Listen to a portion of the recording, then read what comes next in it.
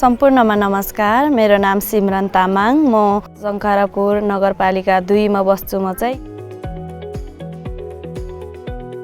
हामीले चाहिँ महिला श्रमिक सञ्जाल भनेर एउटा समूह बनायौँ। त्यस समूहबाट छलफल गर्दा गर्दै हामी त अन्यायमा परेका रहेछौँ, हाम्रो अधिकार के हो भनेर पनि थाहा थिएन। त्यही समूहबाट नै सक्रिय भएर अगाडि बढ्दैछौँ। केही पनि थाहा थिएन। अब हामीले कहाँ गएर के बोल्नुपर्छ, कहाँ गएर के मागपत्र राख्नुपर्छ केही पनि थाहा थिएन। नेपाल एकता महिला समाजमा जोडेर चाहिँ हामीले सम्बन्धित निकाय नगरपालिकामा गएर चाहिँ मागपत्रहरू बुझाएका छौँ। अनि उपमेयरले पनि हाम्रो मागपत्रलाई ध्यानमा राखेर अहिले श्रम डेस्क पनि बन्न लागेको कुराहरू हामीले सुनिराखेका छौँ। हामी एकजनाको कुरा त कसैले पनि सुन्दैन। अब यही कुरालाई अब समूहमा बसिसकेपछि त धेरैजना हुन्छ। त्यो धेरैजना भइसकेपछि त उहाँहरूले कुरा त सुन्नुहुन्छ एकदम।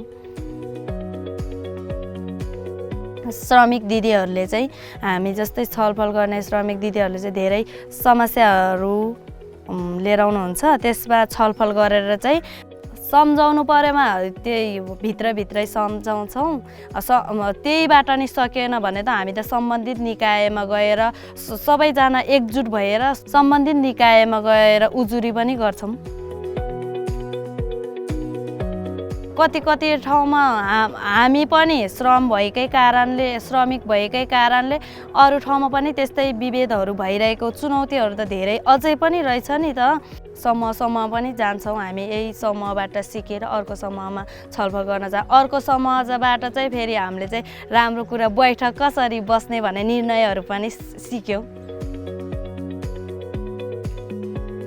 यहीँ एकजना आमा हुनुहुन्थ्यो।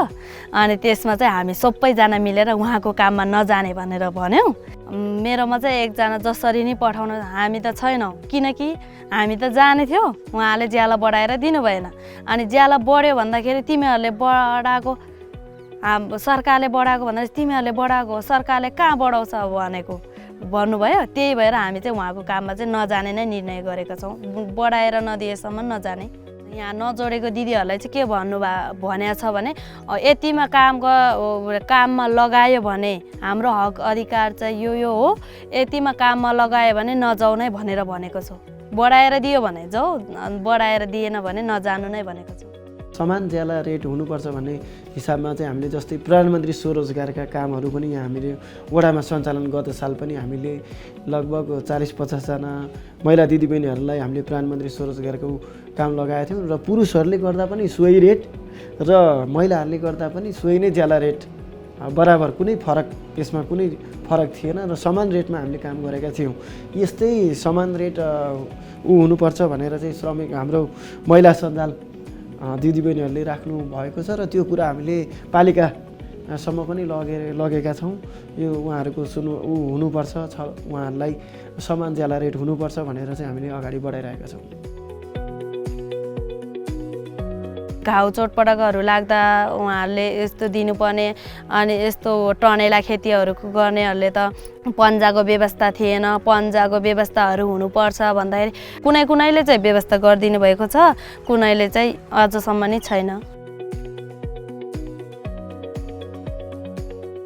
हामी चाहिँ यो महिला श्रमिक भएकै कारणले महिलाहरूलाई धेरै पछाडि पारिरहेको अवस्थामा छ अझै पनि महिलाहरू। हामीभन्दा अझै पनि त अरू ठाउँमा त धेरै उयोहरू होला, त्यस्तै अधिकारहरूको त केही पनि थाहा नभएको। त्यस जोडेर चाहिँ हामी चाहिँ अरू ठाउँमा गएर चाहिँ सिकाउन मन छ। समुदायमाहरू पनि अहिले 2 ठाउँमा समुदायमा जोडिरहेका छ। उहाँहरू पनि हामीसँग जोड्नुहुन्छ, हामी पनि उहाँहरूको क्षेत्रमा जान्छौँ। अधिकारहरू लड्दै जाँदाखेरि हामीले त अहिलेसम्म पाएका छैनौँ। हाम्रो पुस्ताले अहिले हामीले नपाए तापनि हामी अब लड्दै अगाडि बढ्दै गयो भने त पछिका पुस्तालाई पनि पाउन सकिन्छ नि त। अब बिचमा त छोड्ने कुरा आउँदैन। आफ्नो अधिकार जस्तो कुरा हो नि त, बिचमा छोड्ने कुरा त आउँदैन।